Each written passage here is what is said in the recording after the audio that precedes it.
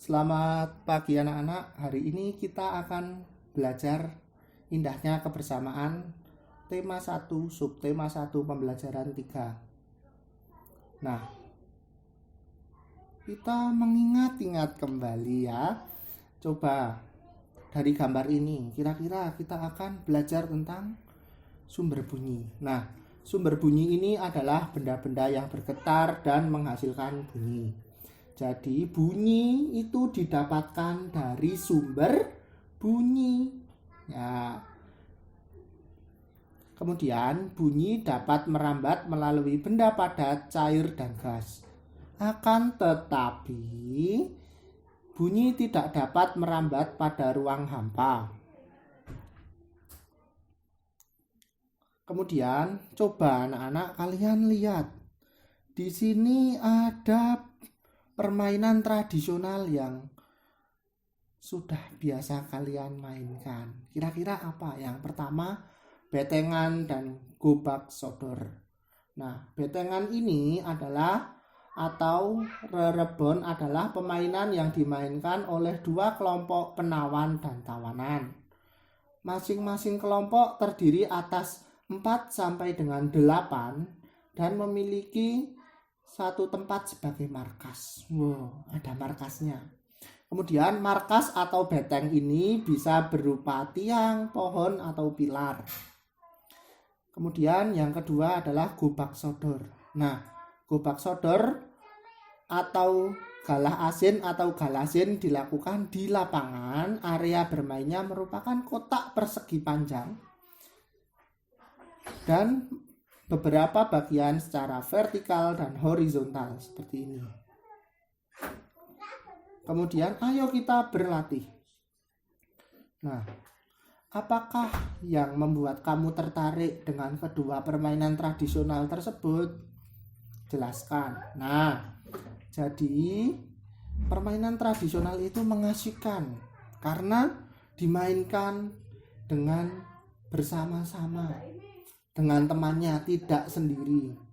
Kemudian bagaimana aturannya? Kalau tadi yang diingat-ingat betengan itu ada dua markas, ada yang tawanan, ada yang penawan. Kemudian yang menang itu yang memegang dari markas lawan.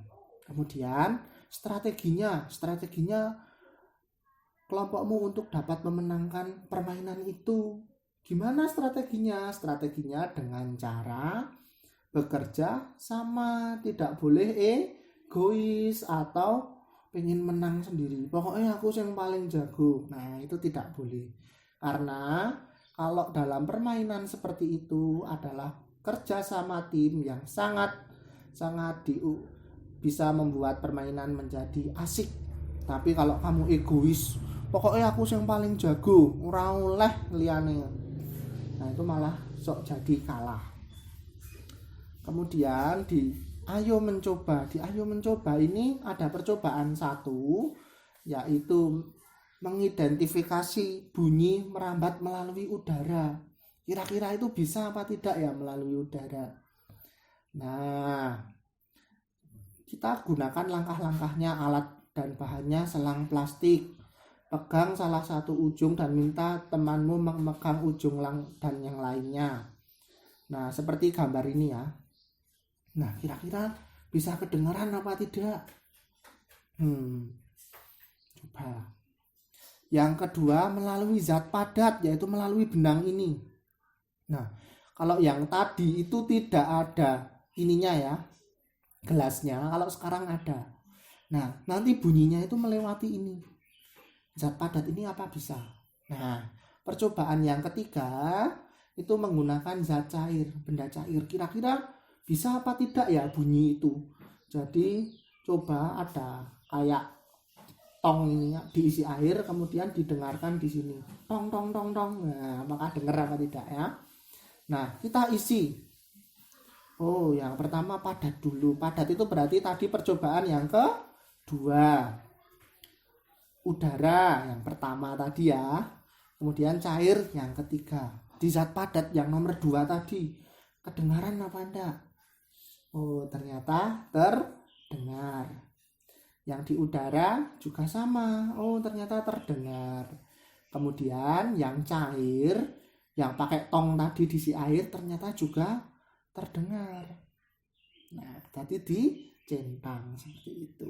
Nah, kita berikutnya akan belajar mengenai gagasan pokok. Ayo, ingat apa tidak gagasan pokok itu apa?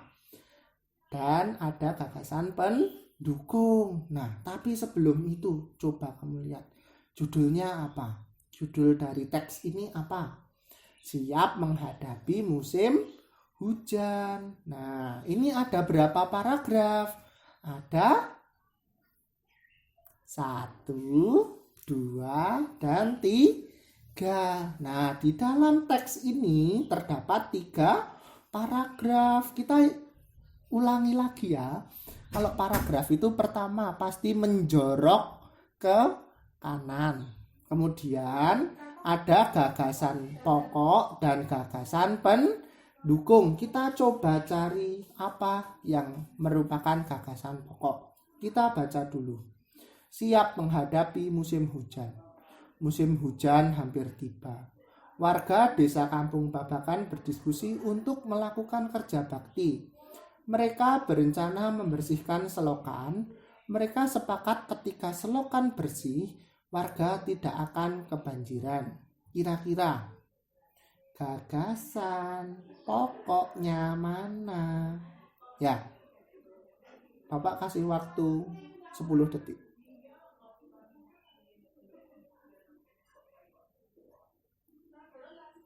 Nah, sudah? Ya. Nah, ini gagasan pokoknya. Musim hujan hampir tiba. Yang paragraf kedua. Pagi itu semua warga terlihat sangat bersemangat membersihkan selokan. Pak Sami dan Pak Udin sibuk mengambil sampah yang ada di dalam selokan. Pak Made dan Pak Udin memastikan saluran selokan lancar. Pak Nur mengambil sampah-sampah dan meletakkannya di gerobak. Nah, kira-kira mana ya? Ya, betul. Paragraf gagasan pokoknya atau paragraf utamanya adalah pagi itu semua warga terlihat sangat bersemangat membersihkan selokan. Nah, gagasan pendukungnya mana? Nah, dari Pak Sami ini terus sampai ke gerobak sampah. Itu adalah gagasan pendukung atau yang mendukung dari gagasan pokok ini. Nah, kemudian yang terakhir, paragraf keberapa? Ketiga. Nah, di paragraf ketiga ini ayo kita baca. Setelah acara kerja bakti selesai, warga berkumpul untuk menikmati teh hangat dan pisang goreng. Makanan tersebut dimasak oleh warga ibu-ibu. Mereka senang karena selokan desa sudah bersih. Kini mereka siap menghadapi musim hujan. Nah, sekarang mana paragraf gagasan pokoknya di paragraf ketiga ini? Silakan. Nah, ada yang menjawab ini? Setelah acara kerja bakti selesai, warga berkumpul untuk menikmati teh hangat dan pisang goreng. Nah, ada yang menjawab itu gagasan pendukung. Itu sampai sini. Makanan tersebut dimasak oleh ibu-ibu.